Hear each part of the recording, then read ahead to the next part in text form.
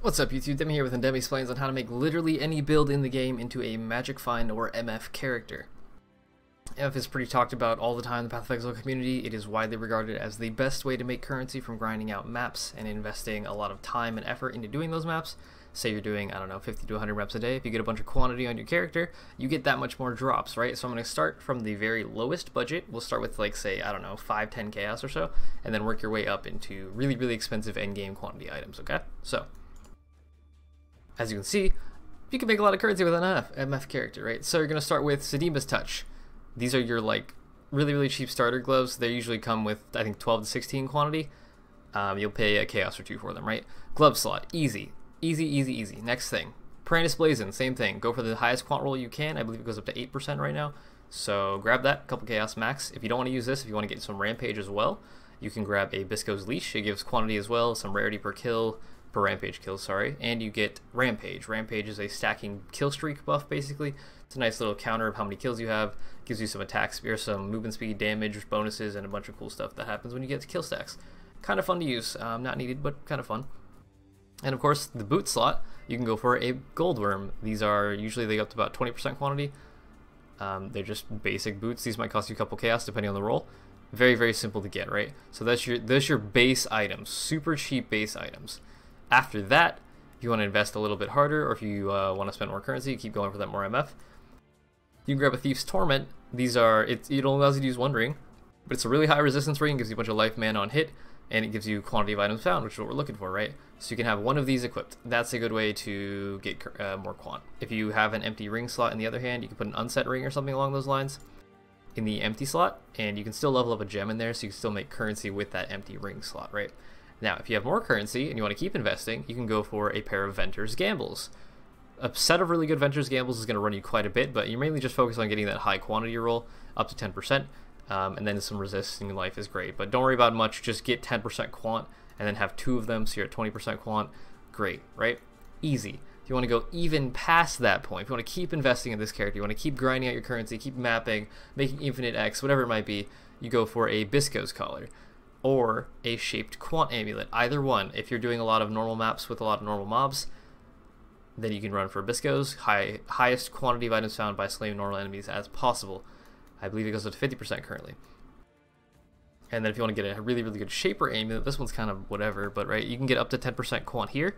This is better for if you're farming a lot of like heavy beyond maps or heavy boss style maps with a lot of rares and magic and unique mobs, because this quantity bonus only applies to slaying normal enemies. So this applies to everything. So if you're doing a lot of like crazy stuff, go for one of these. Go for like 10% quant plus damage and life, whatever else you need for your build, right? If you want to continue investing in the character, you want to make it even more Magic Find, you can go for a Wind Ripper. Wind Ripper gives you a quantity bonus for items dropped by slaying frozen enemies. That's the keyword there, right? So they have to be, you have to basically be a crit cold build or have a bunch of cold damage to your attacks so you can freeze things and then you get the quant bonus. This is usually like, I don't know, what, 4 to 10x depending on the league and the time of the league, whatever. This will give you even more quantity, but you basically are locked into playing a bow character, which is, depends on who you are, but these other items you can play with literally any build, right? If you want to continue investing into the character even further, you want to make it even more Magic Find, you can throw in a Greed's Embrace. These things give you 50% in quantity and some rarity, up to 15% quantity and some rarity, right? But you also get a bunch of negative resist and negative movement speed. It's just kind of weird. Most people never use this because Magic Find is, again, a multiplier of how fast you clear the maps. So if you're running really, really fucking slow because you already have 10% movement speed boots and a negative 20% movement speed chest, it's going to be hard to clear. So most people usually use a Queen of the Forest, which I'm not sure if I have one on hand to show you. Oh, wait, here's one. Queen of the Forest. It gives you movement speed per evasion rating. So if you get a bunch of evasion rating, you go really, really goddamn fast. You clear the maps in like 2 minutes and you generate way more currency. This is not recommended usually, but if you're playing a slower build and you just want that extra quant bonus anyway, to get a little bit extra bang for the buck on how much time that you're spending, then this is an option. If you want to continue min-maxing your quantity items, getting some stupid items going, you can use a Divination Distillate. This is a flask that gives you quantity of items found during flask effect. So you have to be able to have a really, really low amount of mana regen or leech, so that while this flask is actually giving you mana back, then you don't like turn it off. If you get full mana with this flask is on, I think it just turns off as far as I'm aware. So you're gonna have to min-max that to make sure you don't run out of mana, or don't fill up on mana, sorry, so it turns off. That might be wrong. I've never actually used this flask because it's really weird to get to work. But it also gives you a huge amount of max Ellie res, which is a less damage taken modifier, which is kind of nice. Is there anything else I need to say? If you want to continue investing in the character, you can obviously go for higher rolls of quant on all your gear. You can invest into legacy versions of the gear, like these are legacy perfect, I believe. 24% is perfect. These go up to 30% legacy quant. This goes up to 12. These stay at 10. The chest stays at 15, I believe. The legacy biscos goes to 100% quantity item instead of it being 50 like it currently is. Wind Ripper goes up from 15 to 25 quantity, so you can get an even more expensive bow there. And then, of course, amulets, you can get 10% quant from year to year. Quant amulets are pretty cool. This, I believe, goes up to 25-30% quantity on a legacy version. And then beyond that, if you want to play standard, you can invest into legacy quantity items. For those of you that don't know, quantity items used to be available, or quantity roll used to be a suffix that was available on like everything. You could get it on your gloves, your boots, your rings, your amulet, and your helmet, I believe. So you can get up to 20% quantity on items found, which I don't actually know if I have any with 20% quant. Oh yeah, here's one right there. 20% quant, suffix of amassment. These are legacy, you can only get these on standard, obviously. But you can get 20% quantity items in every slot, which would obviously be a lot more. This was actually legacy crit multi and legacy quant, which would give you a lot more overall quant. I believe the theoretical max quantity is like 260% or something. But this is not everything, right? There is another thing that is even more important to realize. You can get an item quantity gem, which is available, again, only on standard, but you can get them. They are pretty fucking expensive, but you can grab one of these and socket it in with all of your skills, so you can basically run on a 5-link with a 6-link item quantity. And it gives you 44% increased quantity of items dropped by enemies slain from supported skills. So you can put it on your SRS, you can put it on your Tornado Shot, you can put it on your, I don't know, Glacial Cascade, Arc, Earthquake, whatever the cool kids are playing these days, right? Pick that, put that in your 6-link, and suddenly you get even more quantity. So if we go with this, let's theoretically look at how much quantity I could have on this right now. So we're looking at 20, oh god, I have to do math. Math is going to be hard. Struggle with me, okay? We'll do it on a calculator because I'm dumb.